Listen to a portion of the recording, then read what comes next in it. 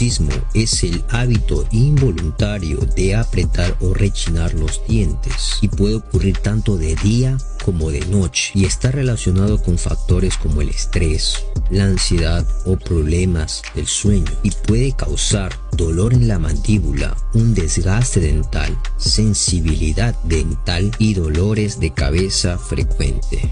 El tratamiento incluye colocarse férulas o protectores dentales, técnicas de relajación para reducir el estrés y en algunos casos fisioterapia para aliviar la tensión.